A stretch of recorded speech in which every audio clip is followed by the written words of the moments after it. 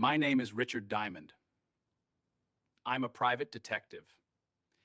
I charge a fee and trouble usually comes free.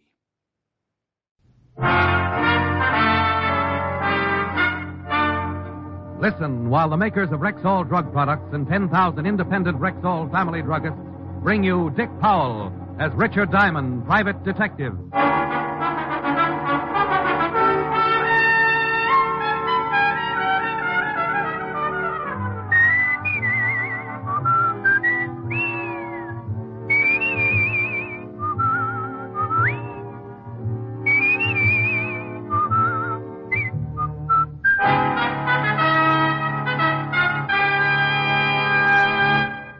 Good evening.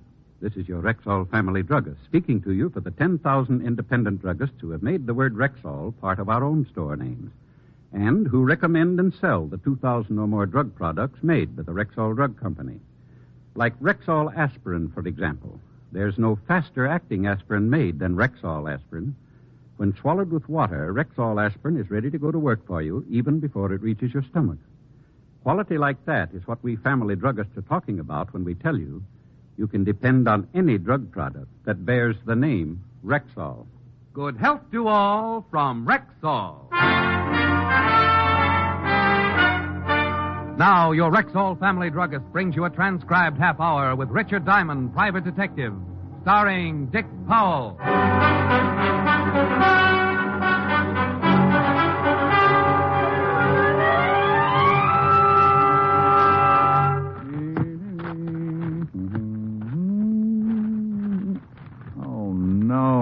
No. Oh. Yeah? Well, what's the matter with you? Oh, hello, Helen. Nothing has gone right all day. I called your office, but you left an hour ago. What took you so long getting home? Well, I had to stop by the laundry. Didn't have any clean shirts. Are you forgetting we're supposed to be at my mother's at 7? No, honey, I'm not forgetting. What time is it now? A little after 6. No, nuts. What in the world's wrong? Well, first of all, I haven't seen anything that looks like a client for 2 weeks. That's unusual. I only got 2 hours sleep last night. You're complaining? Oh, no, honey. Then what is it? Well, that stupid laundry gave me the wrong bundle. I can't go over to your mother's with my bare chest hanging out. Well, can't you go back and get the right bundle? Well, it closes at 6. Oh, be practical. It was the laundry's fault, so use one of the shirts out of the wrong bundle. They'll have it clean. No, what if it doesn't fit? Make it fit. Now, I won't have you being late again. No, well, all right. I'll see you at 7. I still love you. Then tell your mother not to suggest Monopoly again. I have to get some sleep tonight. The shirt wasn't bad, a little short in the arms, but with my charm bracelet, no one would notice. I shaved, cussed a little, showered, cussed some more. Really let loose with some choice ones while I got dressed and kept it up all the way over to Helen's. She walked out in a green number that plunged so far it could have been arrested for attempted suicide. Sure cure for cussing. Like it? The guy who went off the Golden Gate didn't have half the drop. Oh, stop perspiring and come on. Helen's mother lived in a 40-room vault on Long Island. We had a wonderful dinner. Soup, salad, pheasant on the glass. The only thing missing was cracked crab. Until Helen's mother suggested Monopoly, then I nearly shelled her and ducked her in the mustard. About 1 o'clock, my eyes felt like 2 3-minute eggs lost in a sand pile, so I gave up and went to sleep right in the middle of a tricky trade for my railroad. Helen apologized, looked at me hatefully when I suggested a piggyback ride to the car, and by 2 o'clock she dropped me in front of my flat on 53rd. You were horrible. Oh, well, how did I know your mother had the electric company, too? No. I'll talk to you tomorrow. All right. Kiss? You can't even keep your eyes open. This is going to stop me. I do my best work with my eyes closed. No. All right. Honey, are you growing a beard? That's my mink coat. Oh. Night. Good night.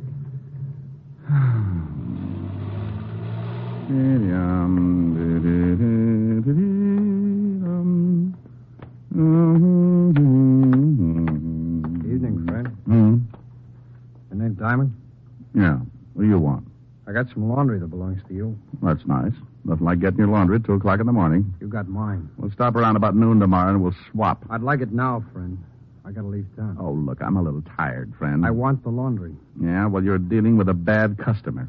I just traded Pennsylvania Avenue for one lousy railroad. What? Come back tomorrow, friend, and I'll give you your laundry and a detailed explanation. I want the laundry now. Now, look. You look. Well, if anything could have opened my little old sleepy blue eyes, it's that lovely gun. You look divine together. Now let's go up and get the laundry. What's the matter? You got the only long underwear with sequins? Move. And I moved. Up to my little flat with the laundryman sticking close enough so I wouldn't forget the big gun in his hot little hand. We went in and traded bundles. You opened it, huh? Well, what did you want me to do? Put it on a table and offer up prayers? You're a little too wise for your own good, but I got what I wanted. No hard feelings. Yeah, well, I hope your socks fall down. You just stay put until I'm out of the building. Thanks, friend.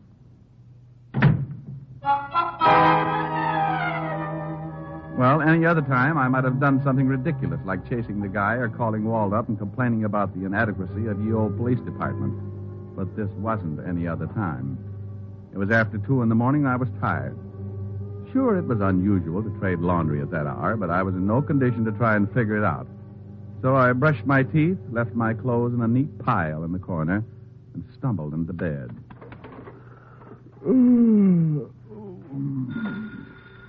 Oh, no, I'll never get any sleep. I'm coming. Yeah? Mr. Diamond?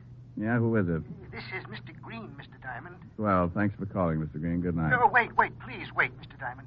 This is Mr. Green, the man who owns the Bluebell Laundry. Well, how's business? Can you come over to my apartment right away? Why? Someone's going to try and kill me. What time is it? 3:00.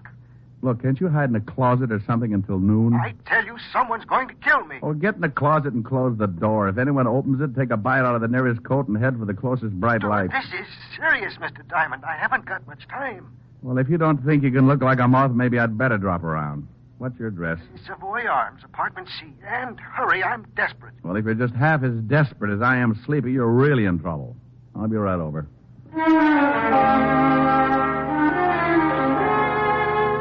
I stumbled back into my clothes and downstairs and a quick walk down to Park where I could grab a cab. Then 10 minutes later, I was knocking at the door of apartment C. No answer. I was about to try the door when it opened. Mr. Green? You're too late. Mr. Green. He opened the door all right, but that was as far as he got. He just slid down and stretched out on his stomach, head turned sideways, thick glasses pushed up at an angle, his weak eyes trying hard to see everything there was to see before they closed for good. I kneeled down beside him. Jones. Wrong laundry.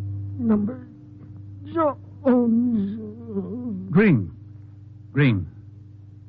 Well, everybody dies. He'd been shot just under the heart from the back. A warm breeze made me turn and look out the open window on the far side of the room leading out to a fire escape. I went over and looked out. Nothing. But it was a good bet that the killer had shot Green from there. I put in a call to Walt, and in 10 minutes he was standing over Green. And this is the guy who owns the laundry and gave you the wrong bundle. That's right. How do you always get mixed up in things like this? Well, it's a talent. Did he say who he thought was after him? Oh, he just told me that he was in fear of his life. And what about the guy who shoved the gun in your face and took away the bundle of laundry? Oh, about my size. Had a hat on, light gray suit, brown eyes, heavy eyebrows, high cheekbones, very sharp features. Well, let's get on and run through the gallery, see if we can get an identification. Okay. But first, let's take a run down to the Bluebell Laundry. Might be a good idea to find out what this is all about.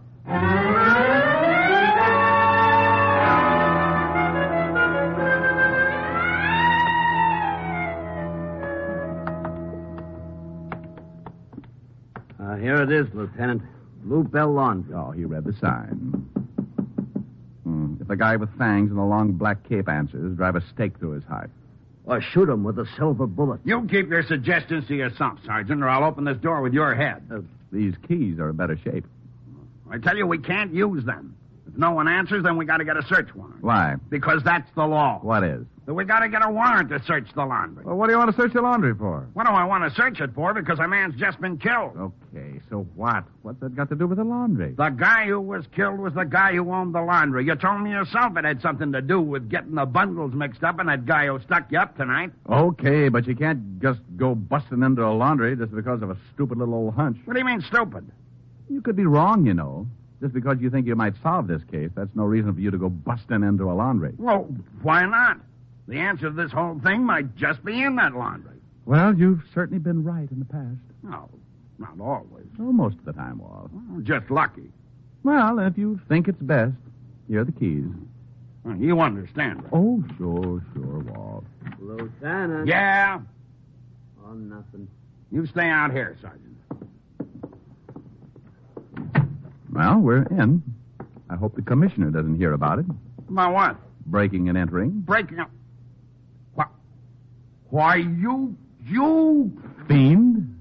Yes.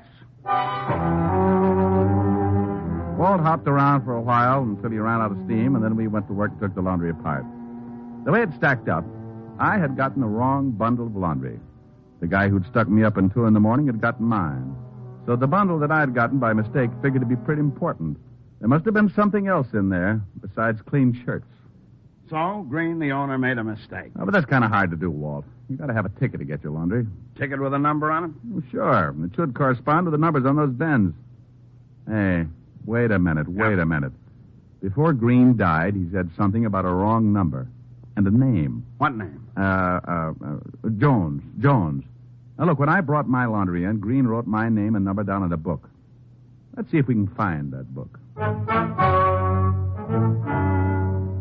Walt took one side of the shop and I took the other. Inside of 10 minutes, we had the book. We turned to the page with deliveries dated the day before and found my name. Now, here it is. Richard Diamond. Uh-huh. Laundry number 99. That's right. That was the number on the ticket I gave him.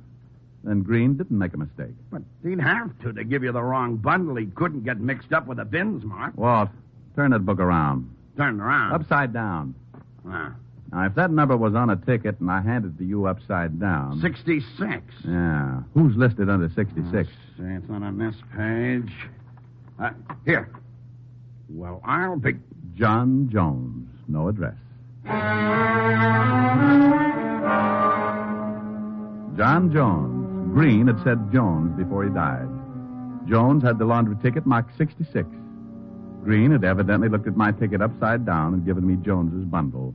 Green couldn't have known anything important was in that bundle or he wouldn't have made the mistake. And then why was he killed? Doesn't figure. Well, if he was just a go-between, it does. He didn't put the important something in the bundle, or he would have just held the bundle until Jones arrived and then given it to him. Then the bundle came wrapped with the something in it. Now, look, Walt. You know how these small places work. They send their stuff out to a large laundry and cleaning plant. Yeah, but which one? Hey, I got a shirt on it from that wrong bundle. I bet it's got a laundry mark. Should be on the collar. Let's see. Well, let's not strangle me, huh? Maybe unbutton a few buttons. Scott. Go ahead, Grabby. Let's see. Yeah, there's some writing on the collar. Read it out and I'll write it down. 86A45L. What kind of a laundry number is that? Find out, and you might have the guy who slipped something in that bundle and was responsible for Green's death.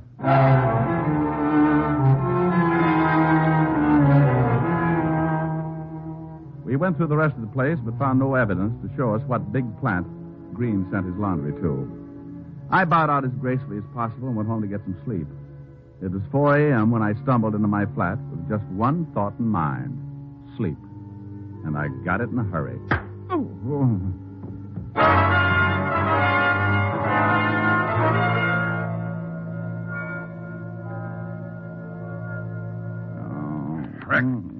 Rick, come on now. Snap out of it. No.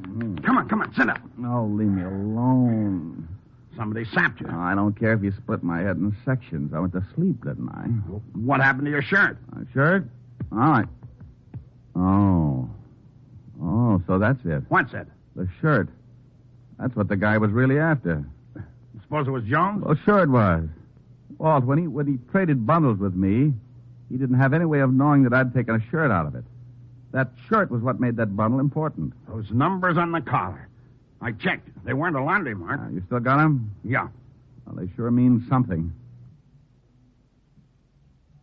Let's see if we can figure out just what.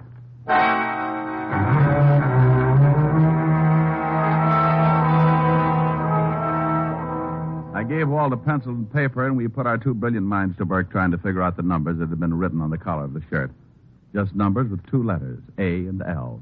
Easy problem for two brilliant students of criminology. I got it. You have? Let's take the numbers down to the decoding department. Oh, that's what I like. Perseverance, a sharp mind, and nothing's too tough for us.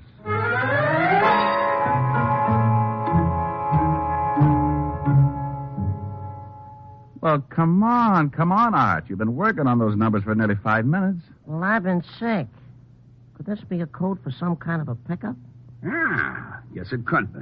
Well, let's use times and dates. First number is 8. Well, today's the 8th day. Well, the letter A could stand for A.M. 6A, 6 a.m. Could 88, 6 a.m.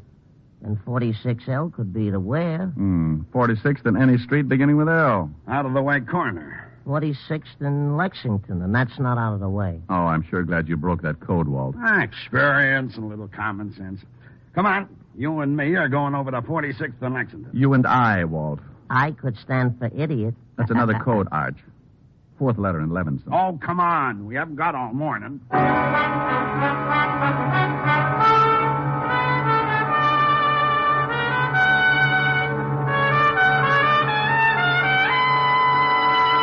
You're listening to Richard Diamond, Private Detective, brought to you by the makers of Rexall Drug Products and your Rexall family druggist.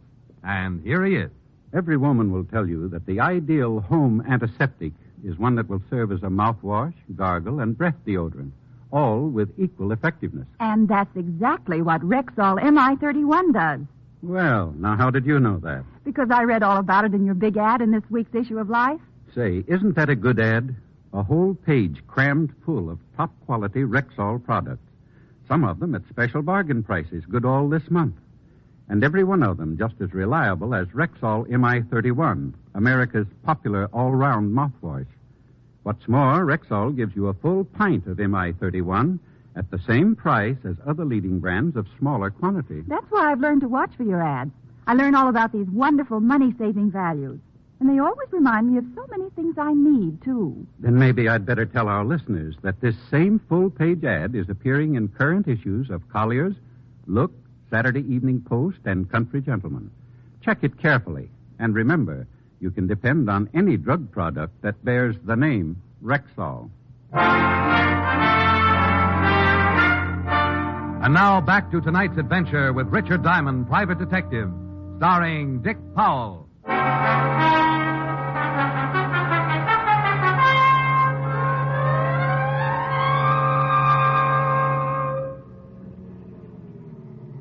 Yeah, this is a good spot.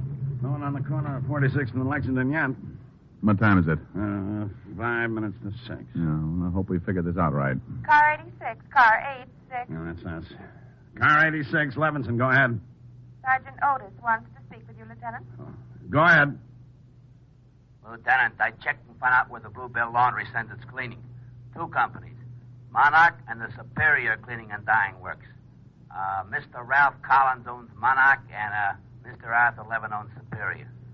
Find out the addresses of the plants and the home addresses of the owners, and then put a stake out at the homes of the owners. Don't pick them up, but stop them if they try to leave. Wilco, Roger, and out. Oh, I'm surprised he didn't get tired of Roger and use McGillicuddy just to be different. Hey, Walt, there's our boy. Huh, Jones? Yeah, across the street on the corner. Same guy who got the bundle from me. Let's go. No one else yet. He's waiting for something. It's about 2 minutes to 6. Yeah. Car pulling up. Jones is going over to it. Get going. Guy in the car gave Jones a package. They spotted us. You get the car, I'll take Jones. Stop! Stop that car! Stop, Jones! Jones! Okay. Car got away, but I put some bullet holes in it. Drop the gun, Jones. Okay. Okay, I'm hurt bad. Don't shoot again. Get me an ambulance, would you? Walt, he's got another bundle with him. I'll get back the car and get the wagon. I think you got me to stump. You want to talk? Yeah, okay. What's in the bundle you got from the car? Junk. 100,000 in morphine. How did Green figure? Just a go-between. He worked for the big boy. Took our money, sent it in with an order for the stuff. Instructions in the collar of one of the shirts. Yeah. You killed Green? Yeah. Who's the big boy? Jones. Jones. The wagon's on its way. He's dead. What was he picking up? Narcotics. Well, Walt, we know the code was put in the laundry bundles at one of the cleaning works. Go to both of them and check. Yeah, and you can never tell what else might turn up. We waited until the wagon pulled up and carted Jones off, and we headed across town toward the first of two stops, the Superior Cleaning and Dyeing Works. 7:30 when we pulled up in front and let ourselves in with one of my pass keys. This is the only one we can check quietly. They open at 8, don't they? Yeah, got a half an hour to make a noose for a pretty big operator.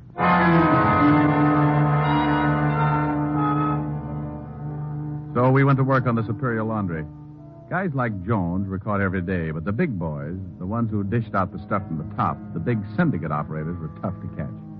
And here was a chance to catch one. We got into the office and found the order books. Jones appeared in nearly every one. This was the place where Green sent Jones's laundry. But it still doesn't prove enough. We've got to prove that the code was slipped in the bundle from this plant. Then we got to find the guy who does it. Well, come on. We got to work fast. This joint opens up in a half an hour. Hey, Walt, hold it. Car pull up outside. Yeah. I can see it out of the window. Look, it's the same car that passed the junk to Jones. The one I put the bullets in. He's coming in. He's coming up here. Get in the other room. Yeah, leave the door open.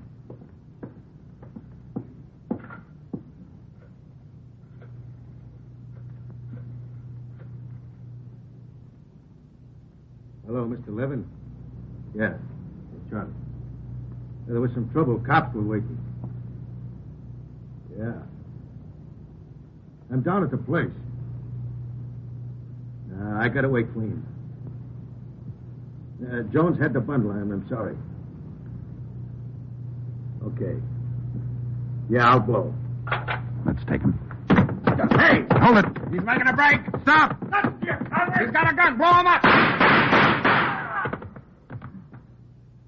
Well, he's had it. Yeah. Know him? Charlie Usher. Narcotics record. This sure turned into a mess. Yeah. Let's go see Mr. Arthur Levin of Superior Cleaning and find out what kind of cleaning works he's been running.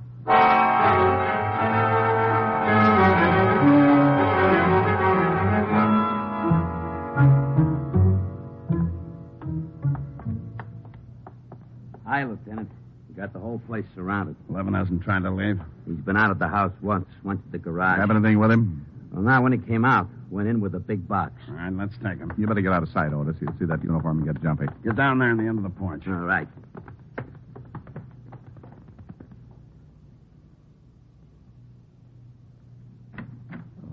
Yes? Police, Mr. Levin, we'd like to talk to you. Oh, well, come in. Thank you. I was just going to my office. Where is your office, Mr. Levin? I own the Superior Cleaning and Dye Works. You do laundry for Mr. Green's Bluebell Laundry? I do work for a lot of laundries. I believe that Mr. Green happens to be one of them. Know a man named Jones? I know more than one Jones. How about a man named Charlie Usher? Charlie... No. No, I don't know him. He called you 20 minutes ago. No, he didn't call me. You're very much mistaken. Now, would you mind telling me what this is all about? How many workers do you have at Superior, Mr. Levin? Well, about 40. Any of them have police records? No, not to my knowledge. And you don't know Charlie Usher? No. No, I told you I do not know him. Well, he had a key to the front door of your laundry. He used your office phone. I can't help that. He called to Mr. Levin. But I have never talked with a man named Charlie Usher. I what swear was in that I... box you brought in from the garage? Box? Books.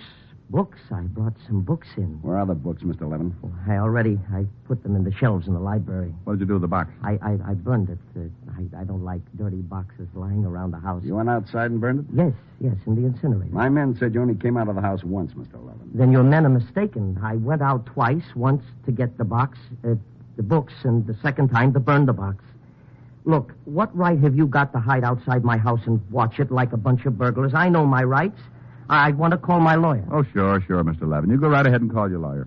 In the meantime, we'll see if anything was burned in the incinerator. It would be burned out by now. That was 20 minutes ago. About the time Charlie Usher called He you. did not call me. I don't even know him. Well, even if you did burn the box 20 minutes ago, Mr. Levin, there'd still be some smoking ashes. And if it wasn't burned in the incinerator, Mr. Levin, we'll take this house apart piece by piece until we find it. I'll go take a look. Wait a minute. Yes, Mr. Levin? Look, I'm not sure. I burned the box. Then you didn't go outside the second time? I don't know. I don't remember. I'm all mixed up. Look, you got to give me time to think. Well, if you didn't go out the second time, the box is still in the house. Look, please do this. Give me time. What's in the box, Mr. Levin? Books, I told you, books. Where is it? I don't know. Leave me alone now. Now, will you leave me alone? I know my rights. Start taking a house pipe. No, please. Where's the box? Please. The box, Mr. Levin, the box. Yeah, where's the box? Under the sink. Where under the sink? There's a sliding panel under the kitchen sink. Narcotics, Mr. Levin? Yes. Oh, I'm ruined. You marked the shirt collars and sent Charlie Usher to deliver the stuff. That's right. I had 10 laundries working for me. Green was one of them. Ruined. Oh, relax, Mr. Levin. You can be happy about one thing. Jones and Usher didn't cooperate like you did. And they're both dead.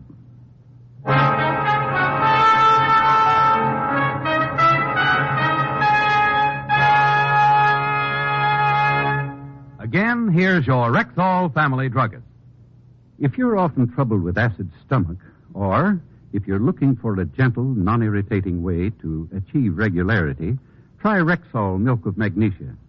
Pure, mild, creamy smooth, and with no unpleasant earthy taste.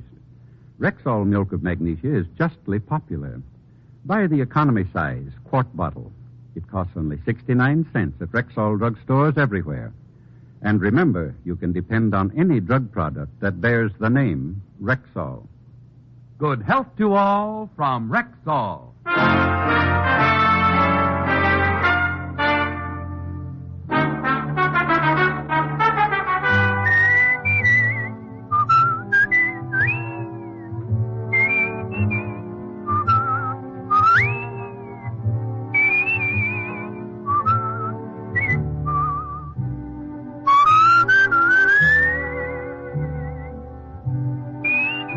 Richard Diamond, Private Detective, stars Dick Powell in the title role and is written by Blake Edwards, with music composed and conducted by Frank Worth.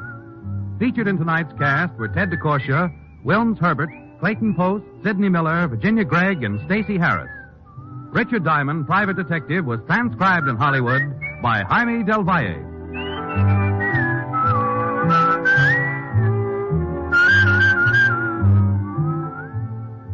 This is Bill Foreman inviting you to be with us next Wednesday at this time when we will again bring you Dick Powell as Richard Diamond, Private Detective.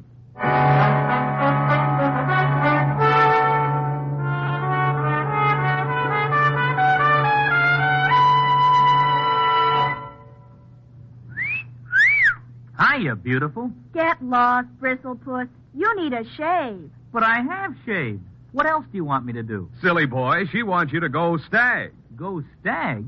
But why? Because Stag is Rexall's exclusive line of men's good grooming aids, like Stag Brushless Shave Cream. No fuss, no massage, just smooth it on and presto, you get a clean, close shave. Your face stays smooth and whiskerless all day long. I'll do it. I'll go Stag. That's it. Join the Stag line now at Rexall drugstores everywhere. Yes, to make girls care. Go Stag.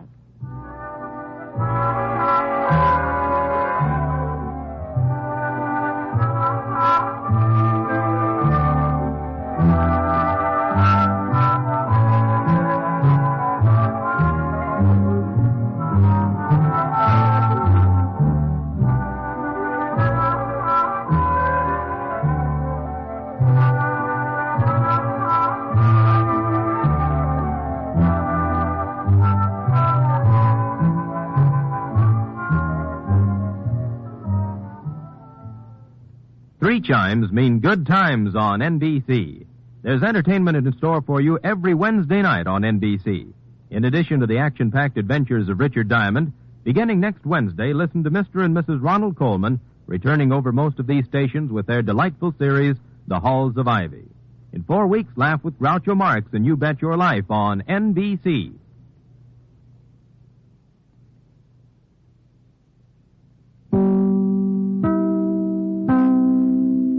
Another case closed for Richard Diamond.